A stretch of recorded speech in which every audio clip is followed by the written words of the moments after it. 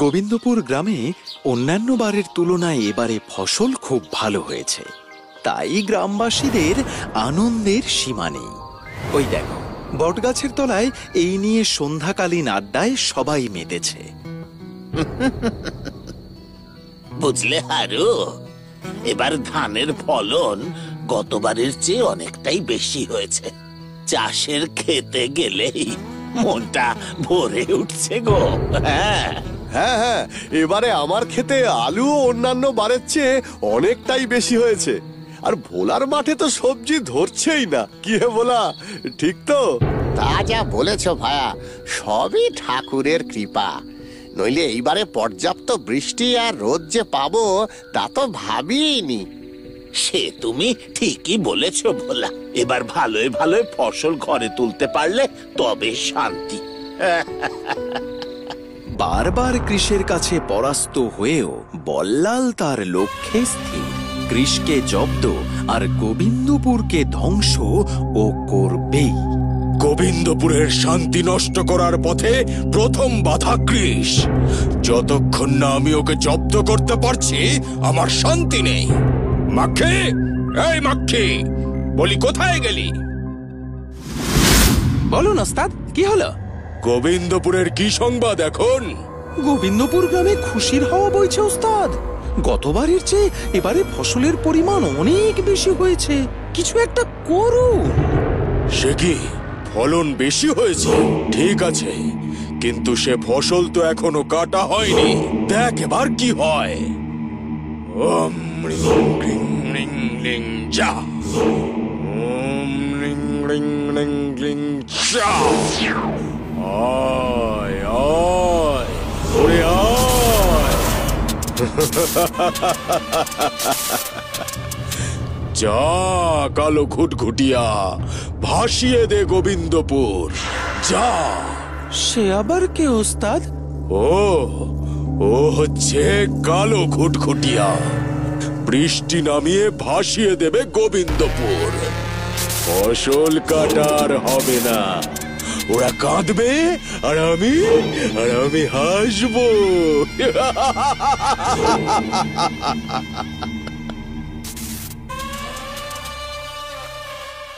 গোবিন্দপুরে চাষি ভাইদের ব্যস্ততা তুঙ্গে, কারণ 2-4 দিনের মধ্যেই ফসল কাটা শুরু হবে। কৃষ, রানী, বলাইয়ের সেই নিয়ে মাথা ব্যথা নেই। ওরা নিজের মতো খেলতে ব্যস্ত। এই বলাই, এবার তোর পালা, বল খুঁজে নিয়ে আসার। সে কি, আমি? না বাবা না, ওই খেতে নামবো না।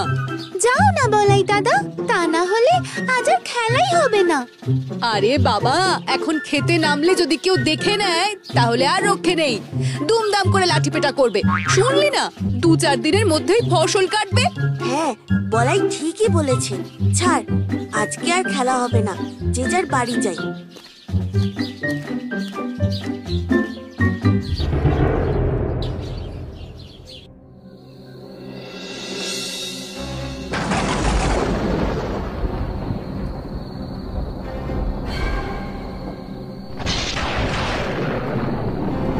আরে এত হাওয়া দিচ্ছে কেন?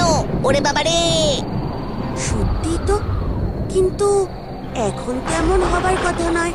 এই রে, কি হবে এবারে? এ তো প্রলয় হবার উপক্রম। গোয়াল ঘরের চাল উড়ে যাবে না তো? তাহলে তো মহা বিপদ। গরুগুলো তো মহা মুশকিলে পড়ে যাবে। এই অসময়ের বৃষ্টির জন্য ফসলগুলো না নষ্ট হয়ে যায়। যত তাড়াতাড়ি থামে ততই মঙ্গল।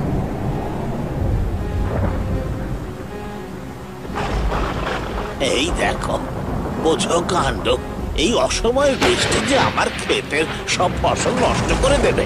ভালোই ভালোই কাল সকাল হলেই আমি সব ধান ঘরে তুলে নেব বাবু।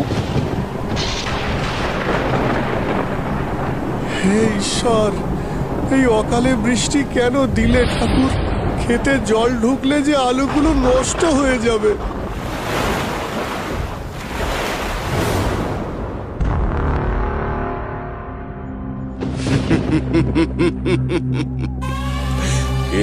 দেখলি তোমার কি বলেছিলাম না, এই গোবিন্দপুর গ্রামকে শান্তিতে আমি কিছুতেই থাকতে দেব না। সত্যি ওস্তাদ, এবার তো ভেসে যাবে গ্রাম, ডুবে যাবে ক্ষেত, নষ্ট হয়ে যাবে সব ফসল। তবে এই ঝড় বৃষ্টির প্রভাব ততক্ষণই, যতক্ষণ না পর্যন্ত ওই মেঘকে কেউ আগুনে পোড়াতে পারছে। তবে তা যে সে আগুন নয়, চকমকি পাথর ঘষে আগুন জ্বালাতে হবে। সেই আগুনই পারবে বাষ্প করে উড়িয়ে দিতে কালো ঘুটঘুটিয়াকে।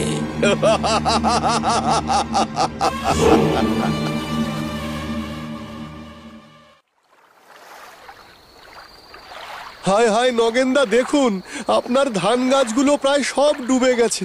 এই ভোলা, তাড়াতাড়ি আয়, নগেনদার হাতে হাতে যতটা পারি ধান কেটে সাহায্য করি। আমরা তিনজন মিলে কিছুটা ধান কেটে ওই মাচার ওপর রাখতে পারি।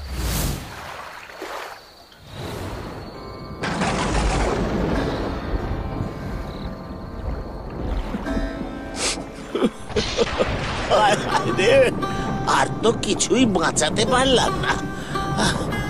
চলো এবার তোমার ক্ষেতের দিকে যাই ভোলা, যতটা পারি বাঁচানোর তো চেষ্টা করি। প্রায় অর্ধেকের বেশি সবজি গাছগুলো নষ্ট হয়ে গেছে। জলের মধ্যে ইতিউতি ভাসছে পটল, বেগুন, ঢেঁড়স। ও বাবা ভোলা, তুমি যতটা পারো এই এই পটলগুলো একটু তোলো, আমি ওদিক থেকে বেগুন আর লঙ্কা তোলার চেষ্টা করছি। হে ঈশ্বর, এমনটা কেন করলে? আয় বাবা আয়, দেখ কি সর্বনাশ হয়ে গেছে, হাঁড়ি কড়া সব জলে ভাসছে। মা, আমি তোমায় সাহায্য করছি সব গুছিয়ে নিতে। আজকে তোর বাবাও বাড়ি নেই, কি যে করি মাথা কাজ করছে না আমার। ও মা, কি হচ্ছে গো এইসব? আমরাও কি এই জলেই ডুবে যাব গো?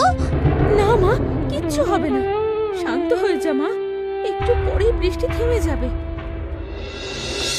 কৃষ, তুই গরুগুলোকে নিয়ে জমিদার বাড়িতে যা, ওখানে একটু আশ্রয় পাবে। আমি এদিকটা সামলে নিচ্ছি। কিন্তু মা, তুমি একা। তুই যা, আমার চিন্তা করিস না, আমি সামলে নিতে পারবো। আচ্ছা মা, আমি যাচ্ছি। শোন বাবা, যাওয়ার সময় একবার রানী আর বলাইয়ের বাড়িও ঘুরে যাস। পারলে ওদের নিয়েও জমিদার বাড়ি চলে যাস, ওখানে অন্তত আশ্রয় আর কিছু খাবার পাবে।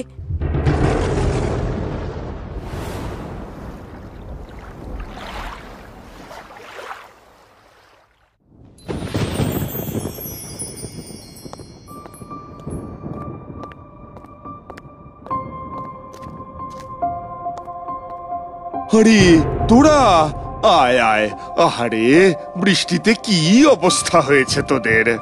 মা আমাদেরকে এখানে পাঠিয়ে দিলেন, গোয়াল ঘরে জল ঢুকে গেছে, হয়তো একটু পরে ছাদটাও উড়ে যাবে, তাই গরুগুলোকে নিয়ে একটু আশ্রয়ের জন্য এলাম। তা বেশ করেছিস।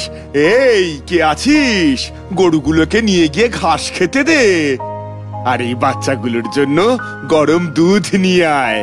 যা বাবা, তোরা দুধ খেয়ে মুন্নির ঘরে গিয়ে বিশ্রাম নে।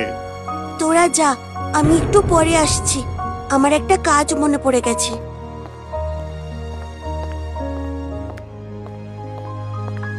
হে প্রভু, এই বিপদ থেকে উদ্ধার করো আমাদের সবাইকে।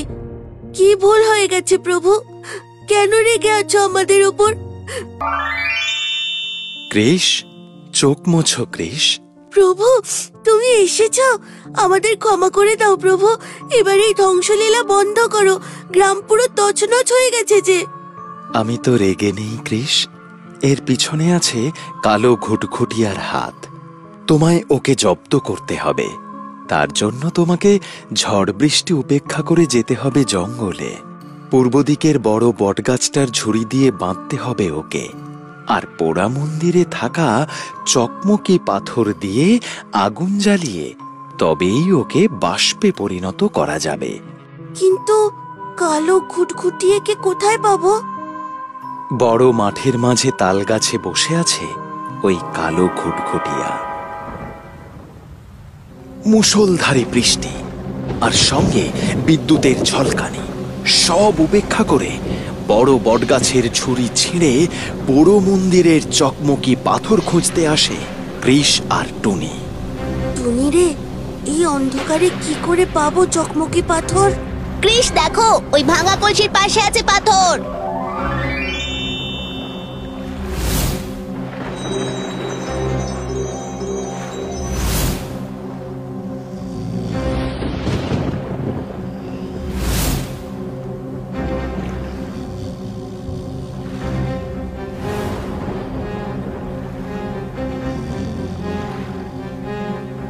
কালো ঘুটঘুটিয়া গাছে বিশ্রাম নিচ্ছে, এই সুযোগে তাড়াতাড়ি ছুঁড়ে দাও ওই বট গাছের ঝুড়ি। জয় শ্রীকৃষ্ণ, জয় শ্রীকৃষ্ণ, জয় শ্রীকৃষ্ণ।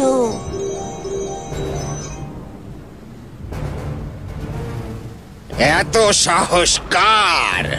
আমায় প্রতিরোধ করার সাহস কে দেখায়?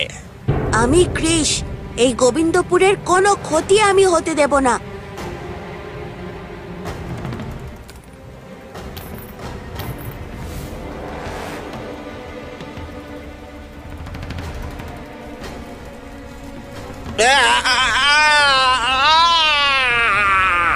আমার খেলা শেষ।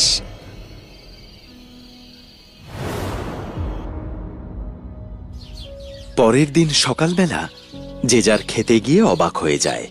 হে কি, ধান, আলু আর অন্যান্য সব ফসলই অক্ষত আছে। সারা গ্রামে খবর রটে যায় এই অসম্ভবকে সম্ভব করেছে কৃষ।